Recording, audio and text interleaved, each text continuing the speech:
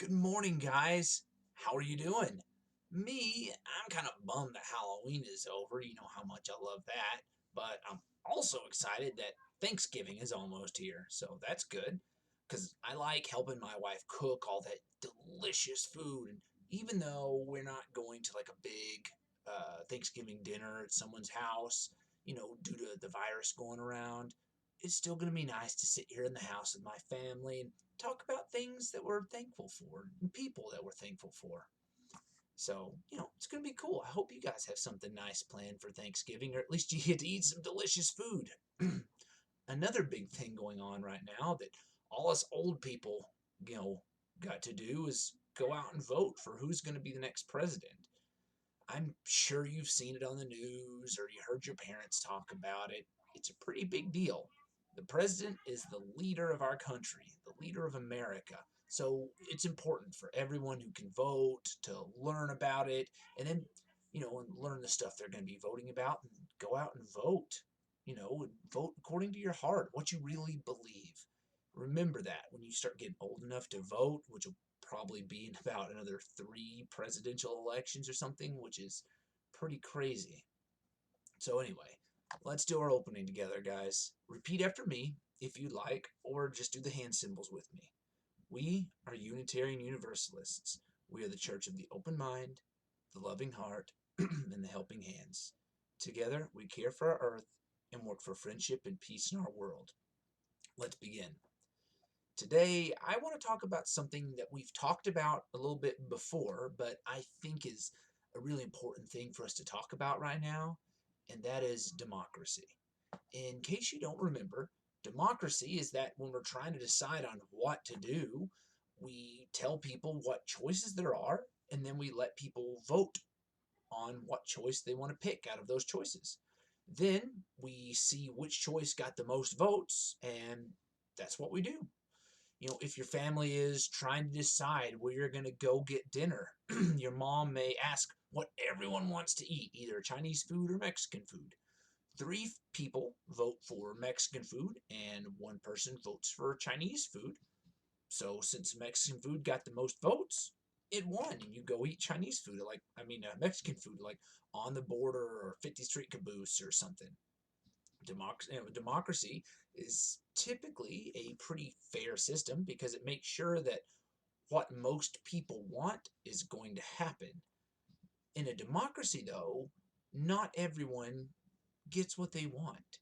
If you were at someone's house and they asked what kind of pizza should be ordered and you wanted pepperoni, you'd obviously vote for pepperoni. But if only you and 1 other person voted for pepperoni and 6 other people voted for cheese, then the 2 of you wouldn't get any pepperoni pizza that night.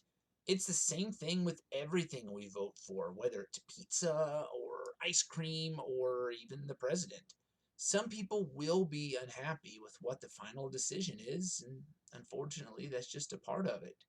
But just because we're unhappy with the result doesn't mean that we get to be mad and throw a fit about it.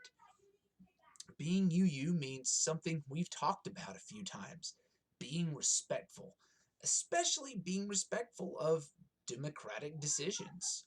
Part of being respectful means that even if things don't go the way we want, you don't be a big jerk about it. And instead, you respect the fact that even though you didn't get what you wanted, a lot of other people got what they wanted. And of course, it's important to be respectful of that. Some decisions go the way you want them to, and sometimes they don't. That's just the way life is. If we get super upset every time the decision of a vote isn't what we want it to be, we're going to be upset, angry people a lot of the time.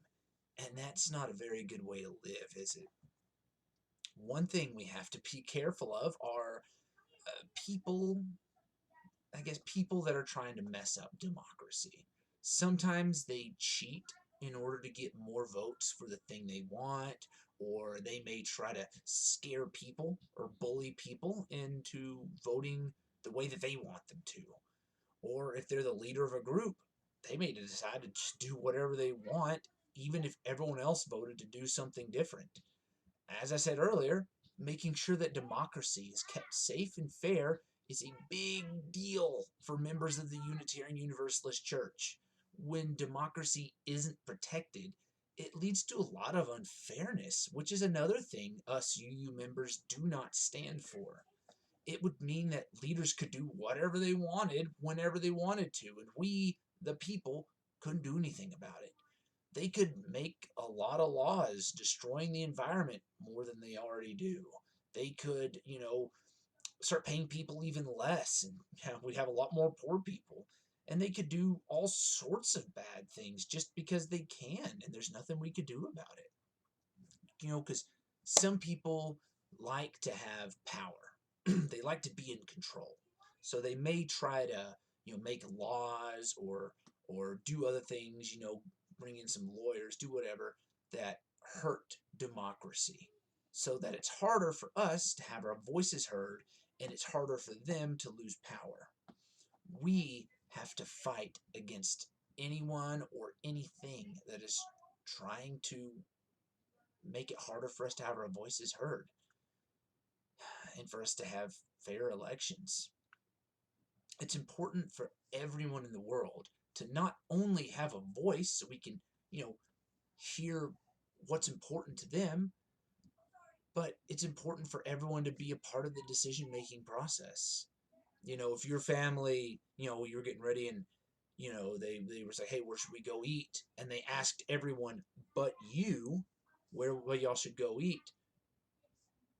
You wouldn't feel very important, would you? You'd feel left out. Like, wow, I guess what I have to say about eating isn't very important. So we have to make sure that we don't do that to other people, and we don't allow others to do that for people, to take away their right to vote and have their voices heard.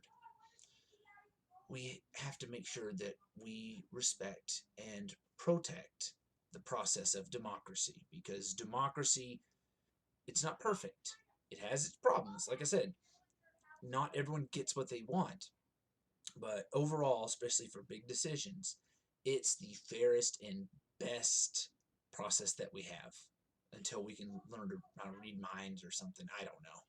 So, look, I'm sorry today if the lesson wasn't as fun as some of the past lessons. I know I didn't have a story, for example, today or anything.